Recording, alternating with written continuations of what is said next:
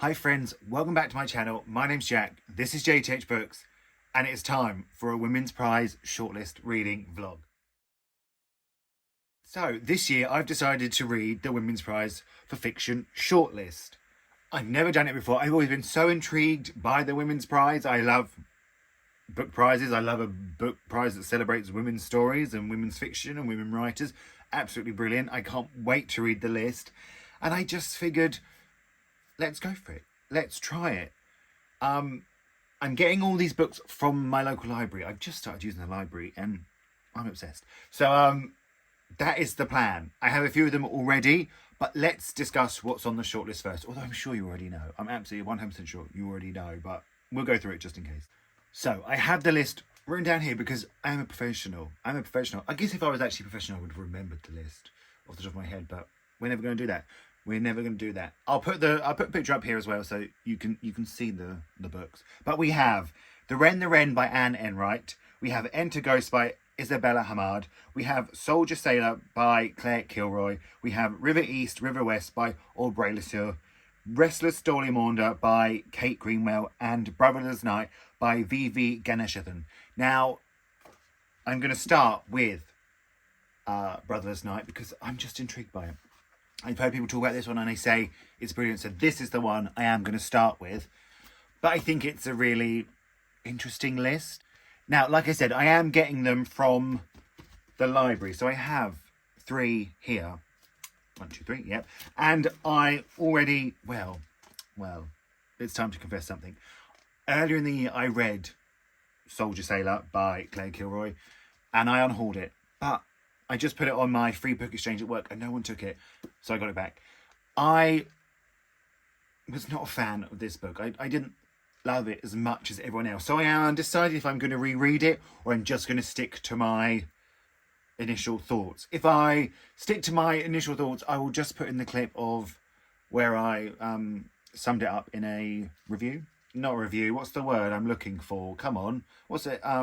End of month wrap up. I'll just put that clip in, or I might try and read it again since it's on the prize and I would like to compare it to the other books like more closely because I think I read this maybe back in January. So that's my little confession. That is my little confession. But like I said, we are going to start with Brotherless Night. Now, if you're new here, what I do is we'll read the blurb and then we will start the book together. I always start the book together when I do my reading vlogs for the book that people who watch vote for on every month for my TBR. We always start it together so we can get a vibe of the writing style. So let's find out what the blurb is. Let's find out what the style of writing, please. I'm so intrigued by this book. 16-year-old Sashi wants to become a doctor, but over the next decade, while a vicious civil war tears through her hometown of Jaffna, her dreams spin off course as she sees those around her, including her 4 beloved brothers and their friend, get swept up in violent political ideologies and their consequences. Desperate to act, she must ask herself, is it possible to move through life without doing harm?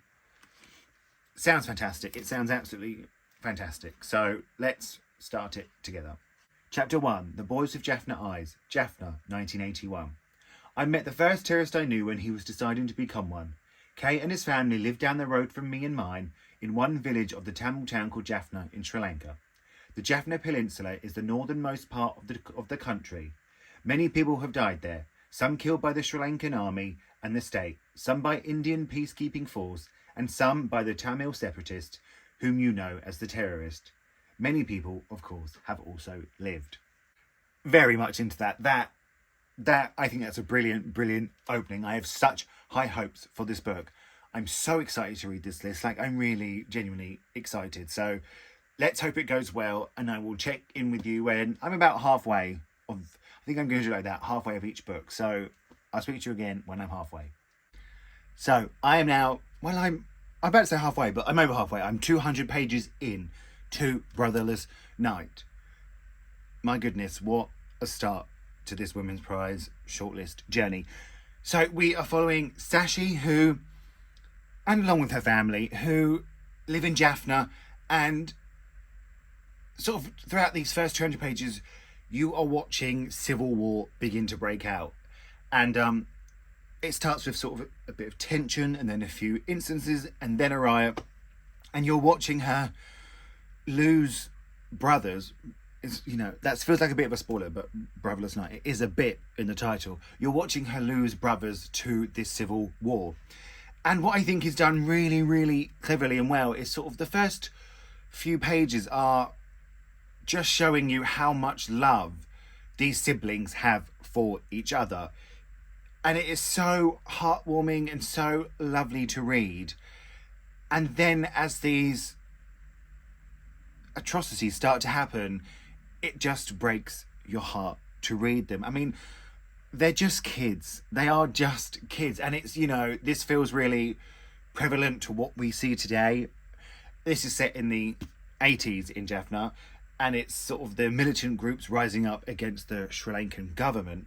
But it's so heartbreaking at times, and I just think it's really beautifully done. It really sort of shows how the ordinary person is treated in these wars. We often hear about the two sides, but this really gives a voice to the people who have to live there. I mean, Sashi and all their brothers, they just have dreams to go to university. She wants to be a doctor. Her brother is just become a doctor, and her two brothers want to be engineers. And it's really, really, it's just heartbreaking. I know it sounds weird to say, but I'm loving it. I think it's so well done. I'm so intrigued to see how it's going to end up, how she gets where she is in the prologue, how, are any of her brothers going to survive? It's just, I'm so intrigued, and I'm quite scared, to be honest, but this is such a wonderful start to the journey. There's something about the writing style that is immediately inviting, it's immediately captivating. I'm very into this book. I'm excited to finish it. I just am. I really, really am. So, I have finished Brotherless Night by V.V. Ganashathan. And my goodness, what a novel. What a novel. Listen, I'm not going to be disappointed if this one wins. I think it's brilliant. The second half is just as strong. It's just as harrowing. There's a real look at the difference between right and wrong and morality, and what do you do if you agree with people's policies but not the way they enforce them? What do you do if someone you love is doing things they shouldn't? It really looks at that. The main character of Sashi is so inspiring, and so she just captures your heart. And I think the second half, it's like I said, it's just as strong. There's still really harrowing moments, but it feels really sort of inspirational, and it feels like it really becomes a love letter to words and the power of stories, and how important the truth is, and how important it is to hear the people that live in the conflict stories, not just the two sides. I am honestly quite floored by this novel. I think it's going to be hard to beat.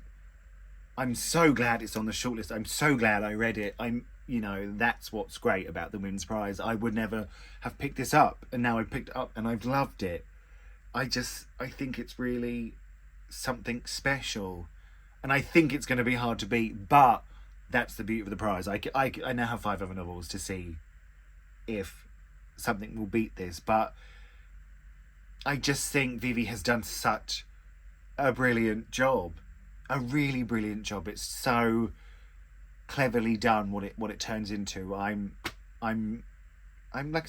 feel a bit speechless, but I can't be speechless, can I? Because I need to kind of talk about it. Otherwise, it's gonna be boring if I'm sitting there like, wow. But yeah, what a strong start! What a strong start to the prize.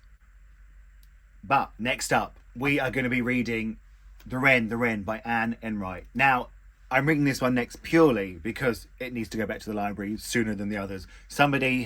Maybe somebody's also reading the Women's Prize for fiction in my town, because they have requested this book, so I cannot renew it. So this one is going. This one is staying for the meantime, and I'm going to read it. So let's find out what it's about, and let's start it together, as we always do, because I think that's fun. Carmel had been alone all her life. The baby knew this. They looked at each other and all of time was there. The baby knew how vast her mother's loneliness has been.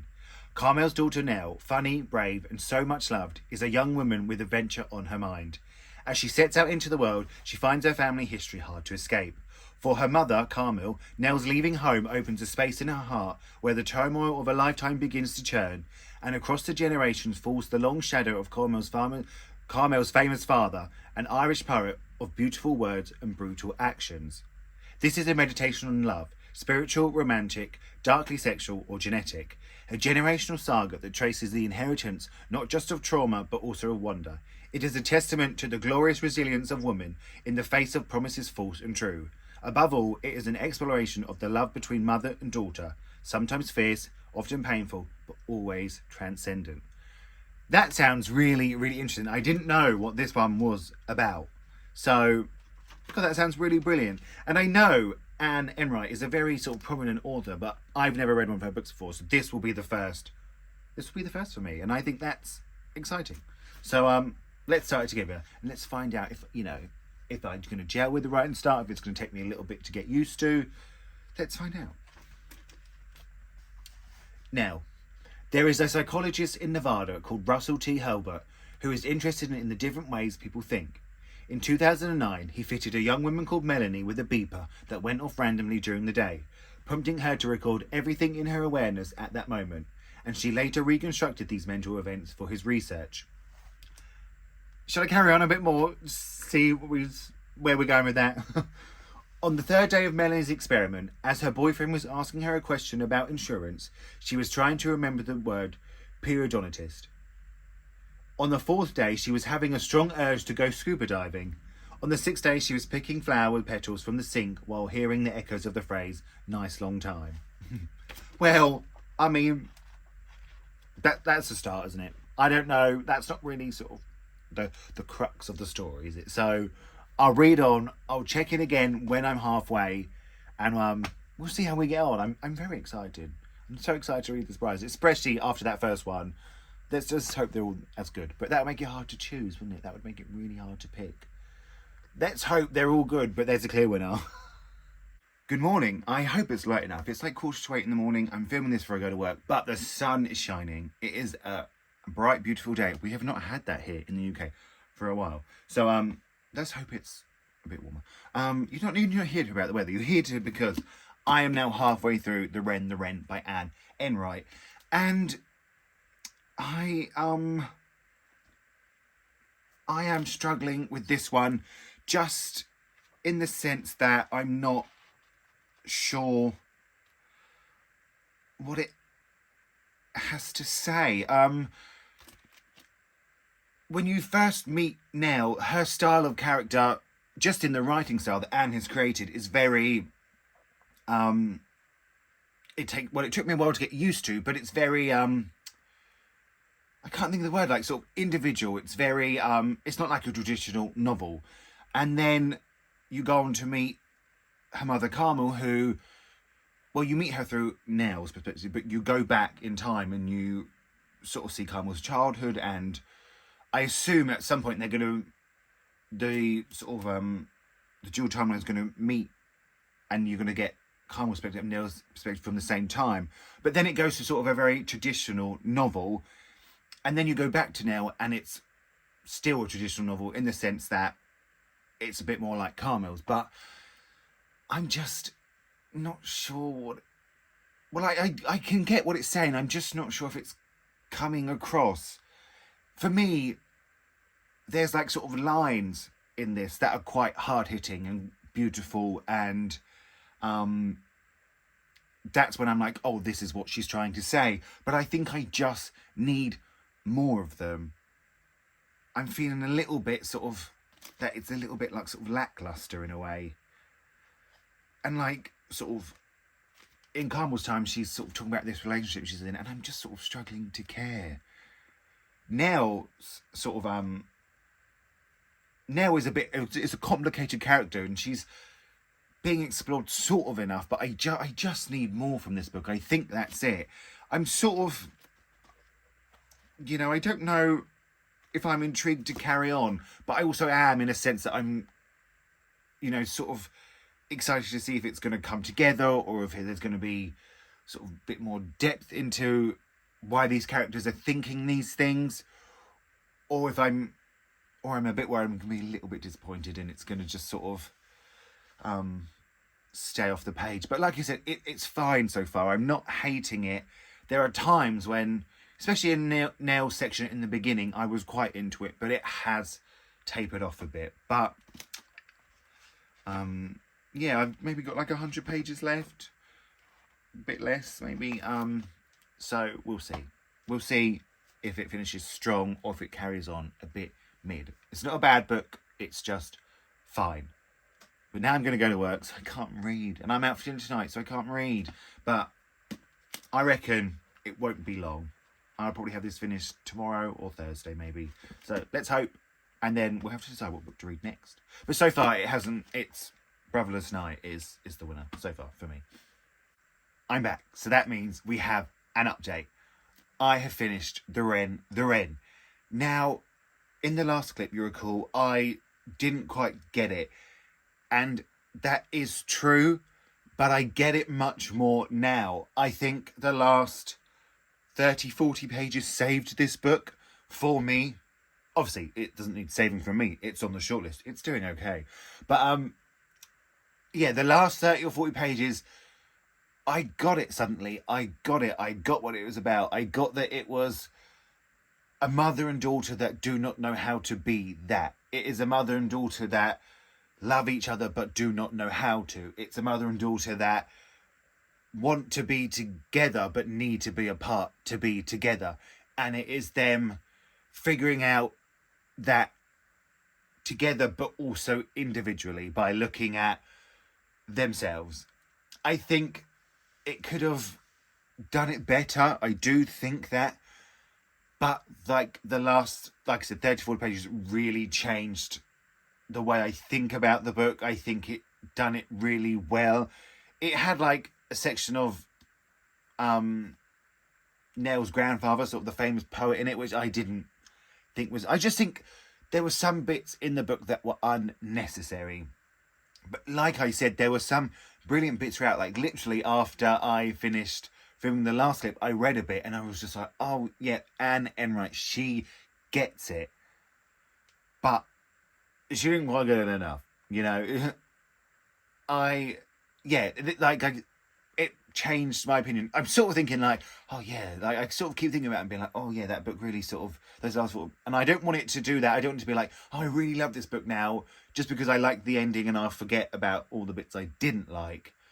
But it was fine. I'm glad the last 34 pages happened. It's just not like a very plot heavy book. It's very sort of introspective and looking at themselves and looking at their pasts and figuring out why they are the way they are. So, yeah, glad I read it. It's my first Anne Enright book. I would read more from Anne Enright, definitely. She's got a few here, so I've got a lot to choose from.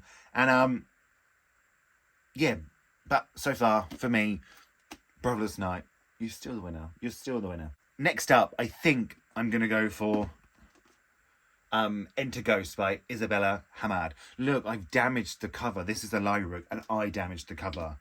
I sort of like picked it up last night to like see if I can start it, but I literally like fell asleep and I damaged the cover. I can't believe it. I'm a bit embarrassed. I'm going to have to talk to the library and be like, do I have to pay for this? I also managed to pick up River East, River West yesterday from the library. I need to take Ren the Wren back because somebody is waiting for that. And then hopefully the last one will come in and then I've done it. So I'm really pleased about that. But I have had this one longer. So let's find out what this one is about. And let's start it together. Another one I know nothing about. After years away from her family's homeland and reeling from a disastrous love affair, actress Sonia Nasir returns to Haifa to visit her older sister Haneen. On her arrival, she finds her relationship to Palestine is fragile, both bone deep and new. When Sonia meets charismatic Miriam, a local director, she joins a production of Hamlet in the West Bank. Soon, Sonia is rehearsing with a dedicated, if competitive, group of men. Yet as opening night draws closer, it becomes clear just how many obstacles stand before the troupe. Amidst it all, the life she once knew starts to give way to the exhilarating possibility of finding a new self in her ancestral home. I think it sounds brilliant. I think it sounds brilliant. Let's, as always, start it together, and then I'll check back when I've read 100 pages. No, how many pages is it? 320. When I read 160 pages. That was quick maths for me. I don't know if it was right, but it was quick maths. I expected them to interrogate me at the airport, and they did. What surprised me was they didn't take very long. A young blonde female officer, and then an older, dark-haired one, took turns in a private room to ask me about my life. They particularly wanted to know about my family links to the place, and I repeated 4 times that my sister lived here, but that I personally hadn't returned in 11 years. Why, they kept asking. I had no explanation. At points they exchanged seemed to become bizarrely close to them insisting on my civic rights. Of course they were only trying to unnerve me. Why does your sister have citizenship and you don't? Right place, right time, I shrugged. I didn't want to bring up my mother. That's a good start. That's a good start. I'm excited to read this one. I've seen people love it, and I'll check back with you when I have an opinion. So, I am about 150 pages in, also at their glare, to this book, Enter Ghosts by Isabella Hamad. And I'm really enjoying it, much more than I thought I was going to. It's incredibly gripping. Like, the first half, there is a lot unsaid. So we are following Sophia, who has, returned to visit her sister in Hafia, and there's just so much tension between them that I'm wondering if something's happened. There's a lot unsaid in this novel that I'm hoping is going to be said in the second half of the novel. I won't lie, I hope that's going to happen. And she's agreed to sort of rehearse this play. They're doing Shakespeare in Arabic, and it's really interesting. And what I really am loving is how this author has played with form. I'm so sorry about the glare, I can't figure it out. Has played with form, because when they're in rehearsals, but they're just talking as characters, it's all written like a script. It's written like a play. Like, when they move, it's written like stage directions, and it's so fascinating. It's so interesting, and it just gives something a little extra to the book. But there's just something about it. I'm really enjoying it. And it's about, they talk a lot about the political situation in Palestine and in Israel, and it's something I don't know much about. It's something I had to sort of look up in my sort of ignorance. I had to look it up, and I'm glad I did look it up, because it makes, more sense to me now. And I had to look at a map, and there's nothing wrong with that. Teach me book. I don't mind. I love to learn. So I just think so far it's really good. There's just so much unsaid, and I know sometimes that's really annoying. I'm a bit of a person, just say it. But I'm enjoying it. I'm enjoying her writing. I'm enjoying the story she's crafting. I'm enjoying the characters. I'm so intrigued to see where this is going to go. I'm excited. Could it also, look what I've done to the book. You see that line down the middle? I did that. This is a library book. I will never borrow a paperback from the library again, because I cannot be trusted. And I've also picked up Kate Greenville's Restless Dolly Maunder. Oh, I thought that said murder, but it's Maunder. From the library too. So I've done it. I've done it all from the library. They're all here at the same time. I don't know how I've managed that, but I've managed to figure it out, and I'm quite proud of myself. But now I'm going to finish Enter Ghosts. Well, hopefully I'll get it done, and I'll check in with you when I finished it, and then we'll start another book. Who knows which one? But I'm really loving this book. Friends, I have finished Enter Ghosts by Isabella Hamad. Now, when we last left each other, I was saying, let's hope this continues to be good in the second half. And I can confirm that it did. I loved this book. The things that I wanted to be addressed were addressed. The tense, fraught relationship with her sister was addressed. Even with her whole family, to be honest. The political situation is much more prominent throughout the second half, with sort of some harrowing moments happening. And like I said, she's rehearsing a play, and she agrees to actually be in the play permanently, and it almost becomes like a found family sort of situation. Not really, but it just sort of has that feeling. And then it shows how theatre and art can be a form of defiance and of protest. And it's just brilliant. I can't even quite put into words what it is that makes this book so special. It just feels really human to me in the best kind of way. It just feels sort of how a human feels on the daily. I don't know if that makes any sense. I don't think it does. Like I said, I can't really put into words, but it just makes this book something special. I'm not sure what it is. I didn't want it to end. I wanted to see these characters be fine. I just really enjoyed it. I loved it. Now, if you remember me saying, I said I want this to be an easy ride. I just hoped it was going to be easy. I would love one the most and pick it. That would be the winner.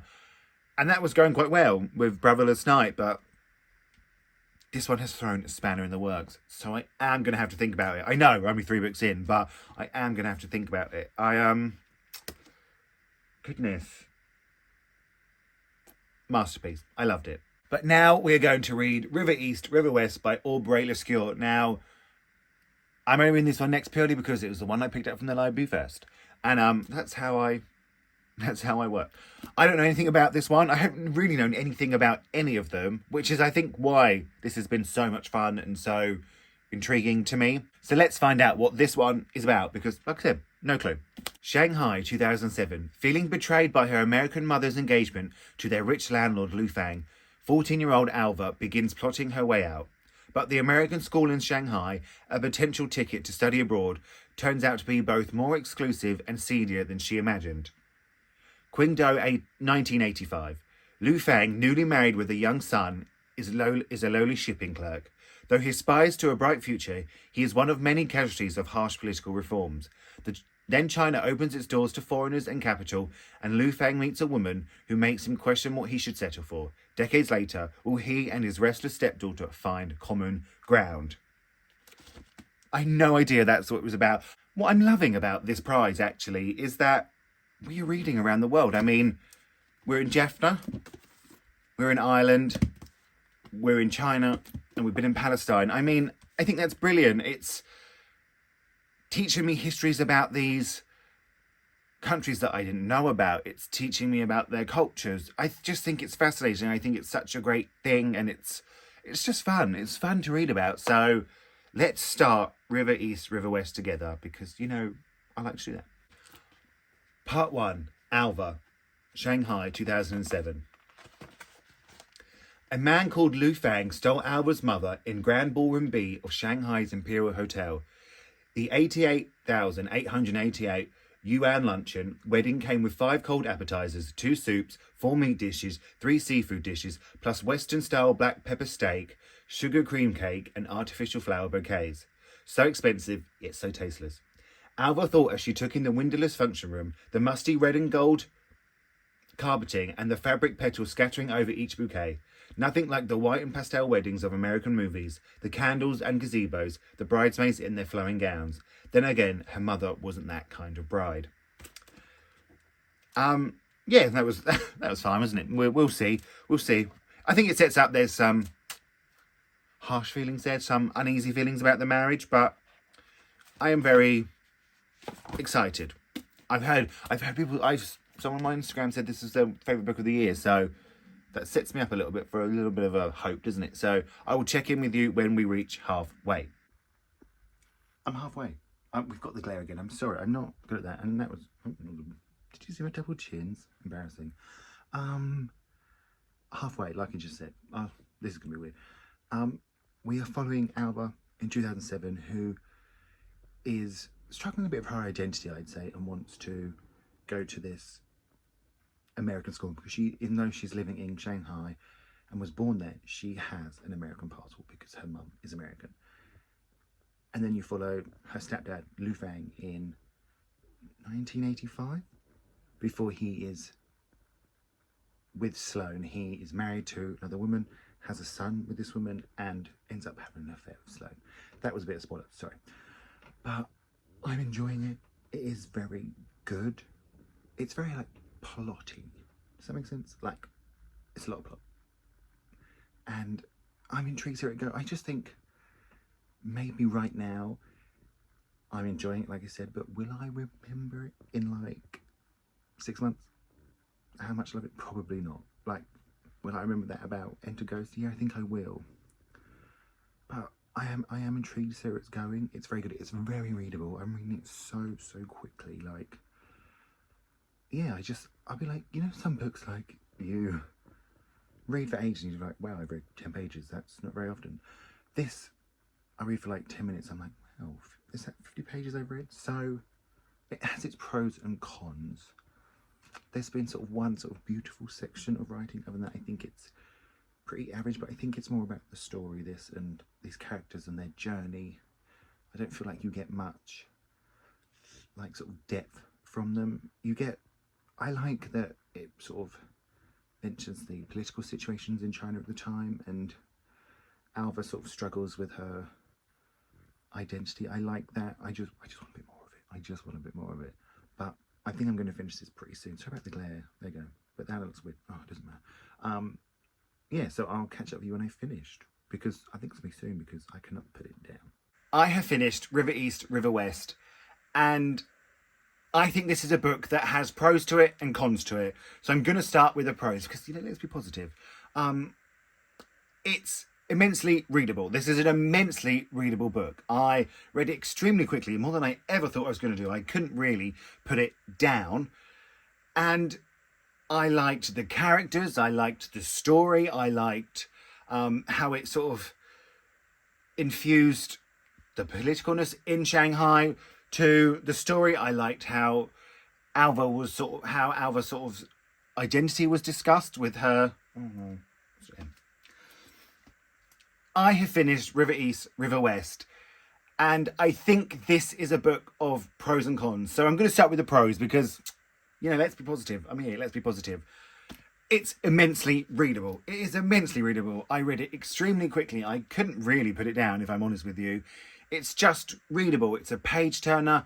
It's very plot heavy. It's, you know, it's just a gripping book. I liked the characters. I liked how the story went. I said to you, I don't think it's going to be sort of like memorable. I think it will be, because sort of like a really harrowing thing happens and one sort of really sad things happen in the second half of this book that will probably just stay with me. And I liked how it sort of, the political situation in China was sort of lurking in the background, and I liked the discussion around Alva's struggle with her identity. I liked all that, but well, let's talk about the cons now. I think it needed more, which is harsh to say, but I think it very much relies on the plot.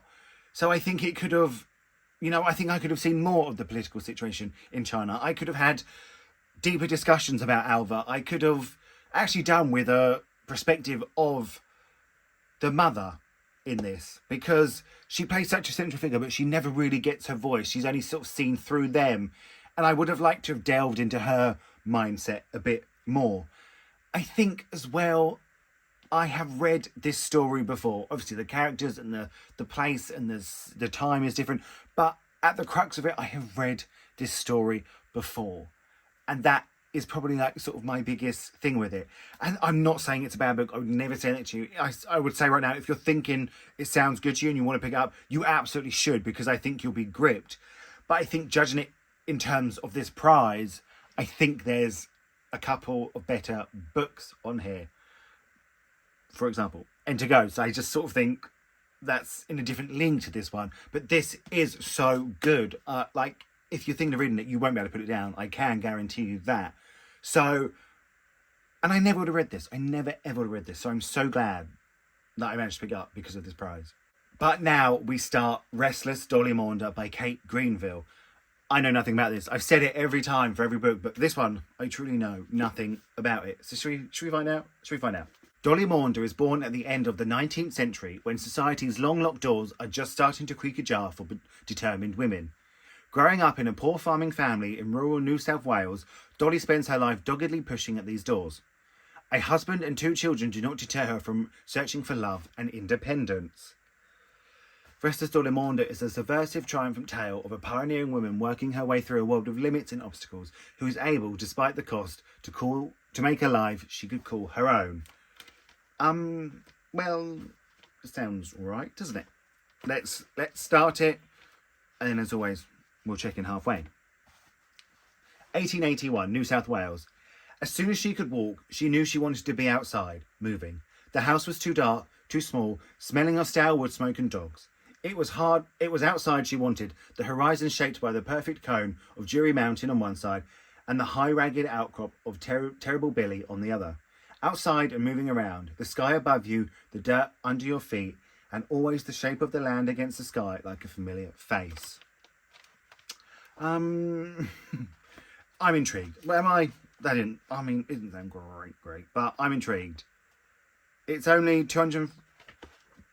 like just over 200 pages, so it's a short one. So I will check in with you around about page 120, maybe. We'll see. And then we have to decide if I want to read the last one, but we'll talk about that later. So it is the next day, and I have now read about 120 pages, just over 120 pages of Restless Dolly Maunder. Now, before we start, yes, I am wearing a Christmas t-shirt, and we're about to hit summer. Let's not talk about it. So, in this book, we follow Dolly sort of from her childhood to her becoming a businesswoman in those 120 pages. You sort of go through her wanting to be a teacher, and her dad says, no, you have to work in the sort of the family house, and then her struggling to get married and getting married, and sort of, oh, well, yes, let's talk about, well, this book is a book. It has words in it. Words on pages that I have to turn to get to the next page. I don't think it's great so far. It's quite vague. Like I said, we've gone from her being like 6 to she's like now in her 30s. She's got 3 children. They happen very quickly. One, she'd be talking about one child, and then it'd be just like, and I was pregnant again. And I'm like, oh, Jolly, you work fast. It's just, I feel like I'm being told a lot. I'm not being shown. I'm not being allowed to feel anything. It feels very much like a recap on her life. A lot of the first sort of 30 pages was just sort of, she's basically telling you who her family was, and now they're not in the pictures. I'm not quite getting it so far. I don't want to be too harsh. It just feels so far on a very different caliber to the rest. The rest are up here, this one's down here. But who knows? The second half could absolutely blow me away. I don't think it's going to, but it could. And you have to hold out hope for these things. You have to go with a positive mindset, don't you? So we'll come back when I finish this book, which I don't think will be long because I don't want to keep reading it for long. Hi friends, I feel like it's like, about 7:15 here at night, and the sun is shining in my window. Can you see like sort of the golden hour light on my bookshelves? I love it. We're only getting the summer. It's what I need. It brings me joy. The sun is actually weirdly in my eyes right now, even though I'm indoors. Not a fan of that. But I have finished The Restless Dolly Maunder by Kate Greenville. And I get what it's about. It's the story of this woman, Dolly's life, and how she is sort of breaking traditions and boundaries for her time, and her daughter sort of does the same thing too. But I just, for the life of me, can't see why it's on the shortlist. It has nothing new to say. I've heard the story before. We've read fictionalized characters like this before. We've seen movies, we've seen TV shows. It just feels at such a lower caliber than the other 4 so far. I just can't see what's on there. I just cannot. It's not bad. I'm not going to sit here and say it's bad. It's just, I feel like the writing's a lower quality than the others. The story is. It's just a bit dull. It just doesn't have the vibe of the others. Even like the Wren that I struggled into, I could tell it was like better than this. It was better than this. I'm sorry. I know it's harsh, but no, I didn't. I can't. I just, when I know like Western Lane was on the longest and didn't make it, Western Lane is better than this. I'm sorry. I know it's harsh, but it's true. I'm sorry. So now we're on the final book, which I am unsure of. Like I said in the beginning, I've already read this. I read this in January, I think.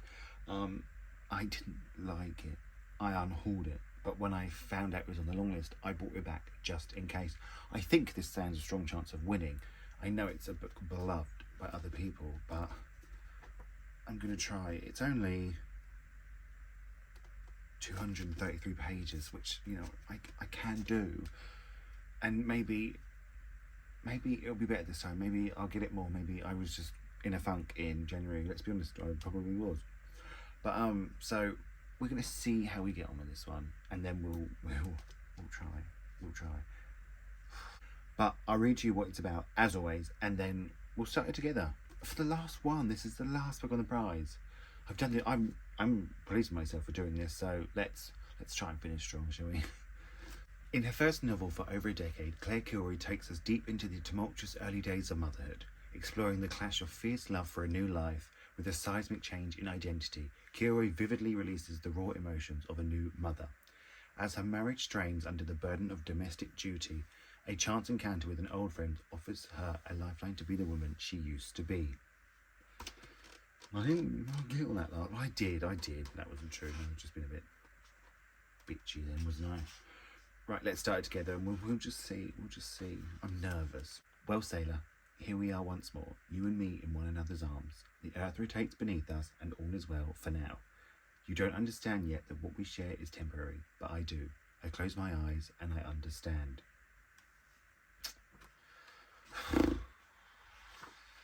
We'll see how we get on. It might just be I read a bit, no, I can't do it, but we'll try. I'm going to try for you all. But let's finish the prize. So, I'm in my car. I've reached the halfway point. First of all, I told you a lie. I told you I read this in January of this year. That's not true. I read it in November. Time flies. Time flies when you're reading good books and you're having fun. Good books. That was a stretch. In this, we are following just a woman who becomes a new mother. It is literally sort of that simple a story, and her joy of it, her struggles of it. It's a very much a mixture of the two. And listen, I say I didn't like this book when I first read it. I'm sort of still feeling the same. What I can say is I appreciate it. It's writing. There are a few moments when, you know, I think Claire Kilroy really like hits home. But I just think it's a struggle because I'm not a mother. No intention of becoming a mother.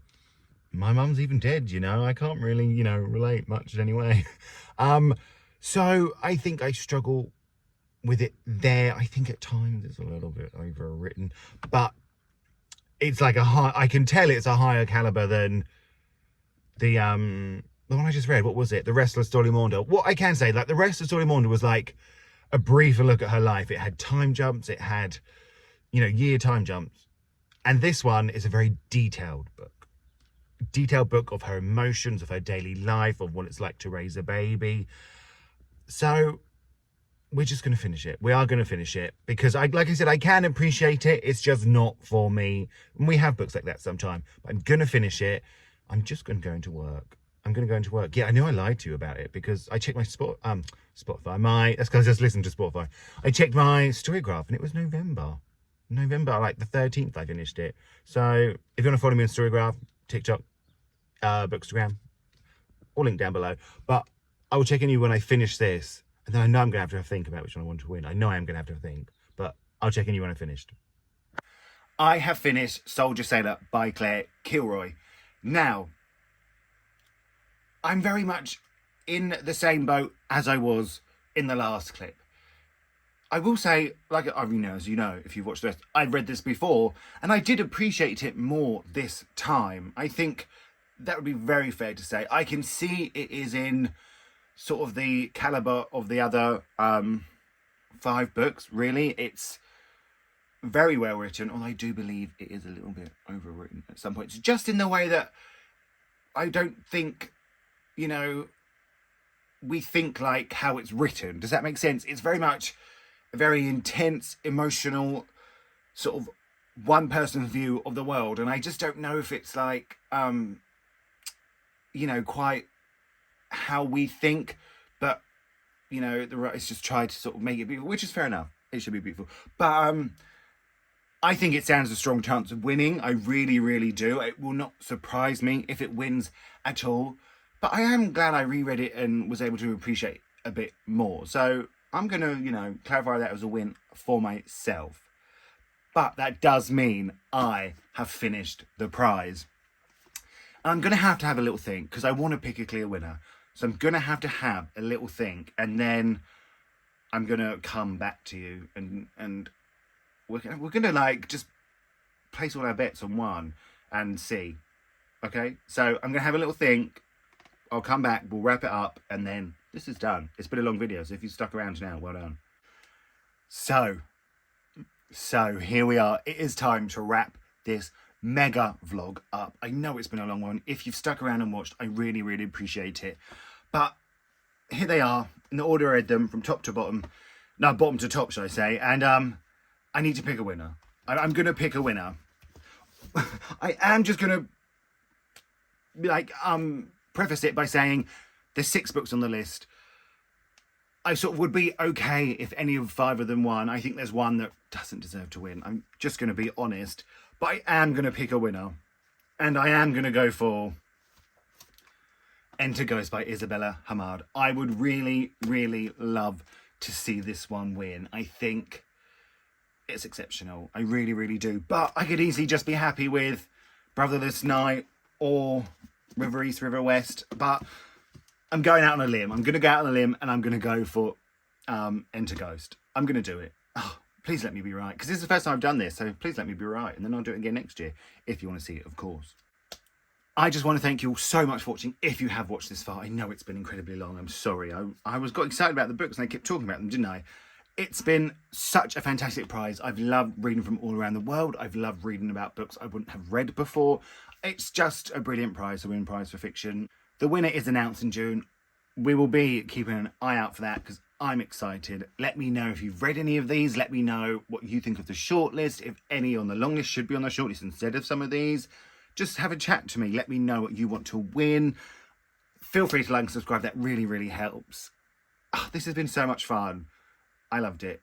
Thank you all so much for watching. I'm going to speak to you all really, really soon.